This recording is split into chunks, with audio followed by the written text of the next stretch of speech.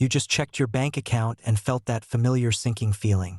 That little knot in your stomach, the one that whispers, "Is this all there is?" It's not about being broke, not really. It's about that quiet dread, the one that surfaces when you realize another month has passed. And despite all the effort, all the hard work, you're still running on the same financial treadmill. You nodded when they said the price, but inside you were doing the math, frantically trying to justify it, knowing deep down it would just add another invisible chain. How did they know? How did they know you were calculating if you can actually afford to quit, even for a moment, to breathe? This isn't about money. It's about the life money buys, or more accurately, the life it doesn't buy when you're stuck. You know this. You feel it. And what happens next is the part most people miss. It's the subscription you forgot to cancel, the one that silently siphons away $5, $10, $20 every month. A tiny bleed that feels insignificant until you tally it up over a year, over 3 years. It's the constant loop of "I'll start saving next month." A promise you make to yourself with genuine intent, only to find yourself in the exact same spot when next month arrives. You watch others buy things, new cars, exotic vacations, homes that feel impossibly out of reach, and you pretend not to want them, but the envy, that sharp, quiet pang, is undeniable. You opened a retirement calculator once, typed in your current age and desired retirement age, saw the terrifying number it spat out, and quickly closed the tab, a cold wave of dread washing over you. You say, "I can't afford it," when what you truly mean is, "I didn't plan for it." This isn't just about individual mistakes. It's a pattern, a compounding weight of small decisions that multiply over time, creating a financial reality that feels less like a choice and more like a cage. 3 years of saying "next year" has become a decade of stagnation, and the weight of those small, seemingly harmless choices is crushing. But there's something darker underneath this. But here's the uncomfortable truth. It's not entirely your fault. Nobody taught you this. You were too busy surviving to see the pattern, to recognize the invisible financial traps laid out around you. The real enemies aren't your spending habits, not primarily. They're the systems designed to keep you confused, the lifestyle inflation that crept in unnoticed, convincing you that every raise, every bonus, must be immediately absorbed by a slightly bigger car, a slightly nicer apartment, a slightly more expensive coffee. It's the comfort of good enough that lulls you into complacency, and the insidious idea of delayed gratification disguised as living your life now.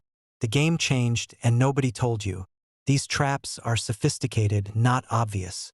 They don't scream for attention.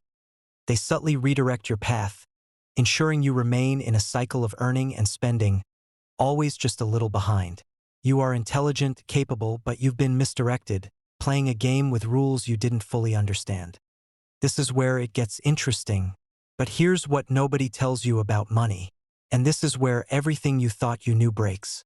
The wealthy don't think about money the way you were taught.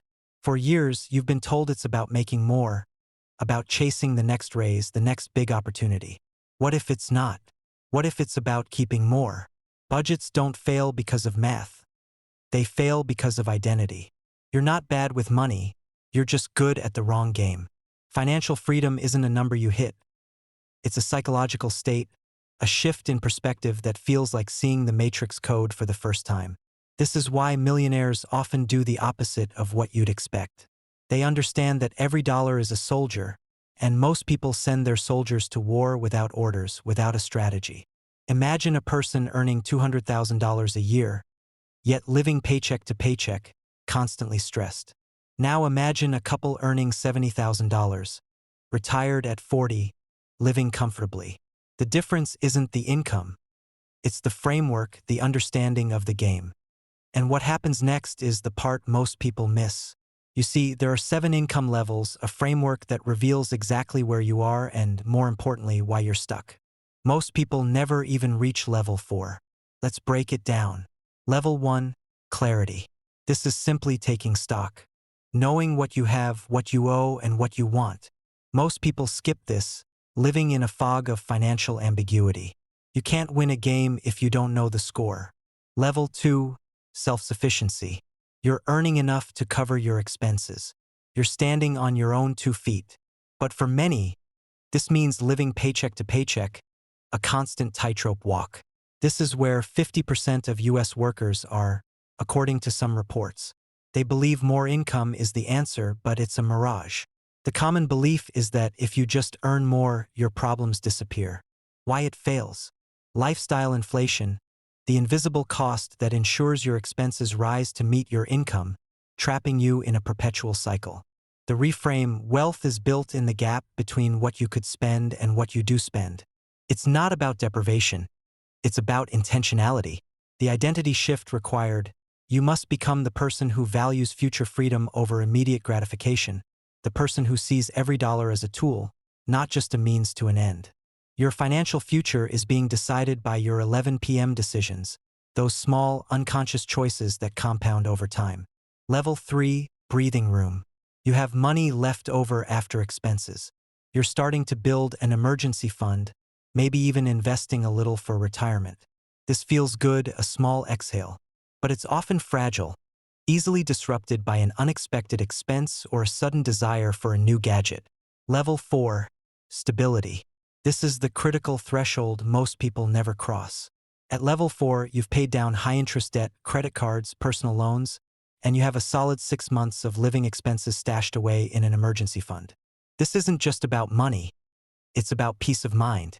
It means you're not worried if you lose your job or if the car breaks down. The common belief is that you need to be a financial wizard to build wealth. Why it fails?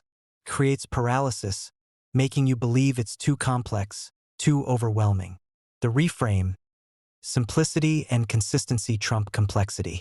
The identity shift required, you must become the person who understands that consistent, small actions yield massive results over time. This isn't about being smart. It's about being disciplined. Money is a test of self-trust, not willpower. Every dollar is a soldier. Most people send them to war without orders.